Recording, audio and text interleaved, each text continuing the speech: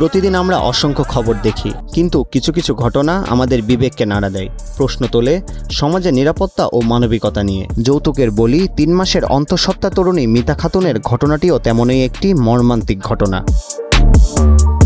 খুলনা জেলার খান জাহান আলী থানার জিগাতলা দক্ষিণপাড়া নিকারিপাড়ার বাসিন্দা মোহাম্মদ মাজহারুল হোসেনের সঙ্গে প্রায় ১ বছর আগে বিয়ে হয় মাগুরা জেলার মোহাম্মদপুর উপজেলার বলিদিয়া ইউনিয়নের অমিতপুর গ্রামের মিতা খাতুনের। বিয়ে পারিবারিকভাবে হলেও বিয়ের পর থেকেই মিতার উপর শুরু হয় শারীরিক ও মানসিক নির্যাতন। আমার নাতিন সব কথাই কইছে যে শ্বশুরে এই করছে, শ্বশুরে এই আমার সাথে এই প্রস্তাব দেয়, খারাপ প্রস্তাব দেয়, সে যাবি না। তারপরও আমরা তারে কয়ে বলে তাই পাঠাইনে পরও আমরা ওখানে গেছি, গিলি দেখি কি এক টুকলা মিষ্টি কিনে নিয়ে আইছে, আইনে আমার নাতিনটি ডাক দিয়েছে, আমার নাতিন গেছে 5 তেল যাইয়ে আমার নাতিনটি জড়াই দিচ্ছে শ্বশুরে। তা সেই জায়গায় আমরা কলাম যে এই কাজটা তো ঠিক না। সে তার উত্তর দিলে যে মায়ে অলু যা বিটার বলু তাই। তারপর আমরা আর কোনো বাস দেয়নি, বাস না দেওয়ার পর তারপরে এই ঘটনাটা হয়েছে।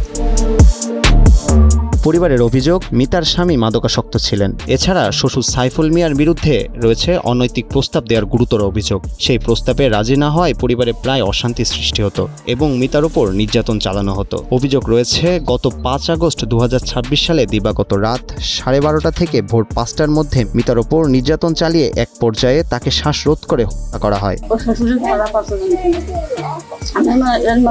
বেড়াতে গেছি গিলিপাড়া, ওর শ্বশুর ও বাইরে গেছে, গিলিপাড়া শ্বশুর পিছনে এসে ধরার পরে বলে আমি বলতেছি যে আপনি কি কাহিনী করতেছেন, ও তো আপনার বিটাইব, আপনি কি কাহিনী করতে পারেন।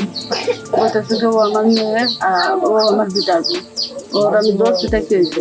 ওই সেই গান থেকে আমার সাথে ওর শ্বশুরের কোনো যোগাযোগ নেই। আমার দেখতে পারেন আমি ফোন দিলে যাতা করে খারাপ আচরণ করতাম আমার সাথে। কিন্তু জামাইরে ওই যে নেশা করার দিকে টাকা পয়সা দেয়, জামাই আর বাপের কিছু বলতো না। আমি একটা মেয়ে বিয়ে দিই 1 বছর আগে খুলনা শিরোমণি গিলেতলা। ওই যেখান থেকে মেয়ের কয়দিন পরে নির্যাতিত করে মেয়েটাকে আমি আইনে কয়দিন রাখছিলাম বাড়িতে। রাখার পর আমার কাছে তারা বলছে কিছু টাকা পয়সা দিতে হবে, খুব অত্যাচার করে মেয়েকে। কত টাকা চেয়েছিল আপনার? 2 লক্ষ টাকা। তারা অনুরোধ করে নেছে মেয়েকে, নেওয়ার পর সে মেয়ের উপরে নির্যাতন করে মেয়েকে মেরে ফেলাইছে।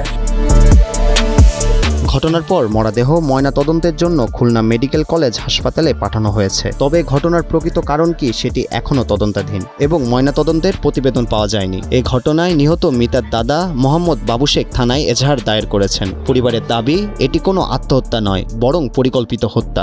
যৌতুক, মাদক কিংবা পারিবারিক সহিংসতা দমাতে এমন অপরাধের দৃষ্টান্তমূলক শাস্তির দাবি জানিয়েছেন স্বজন ও এলাকাবাসী। ফাহিম শ্রাবণ, টাইমস টুডে।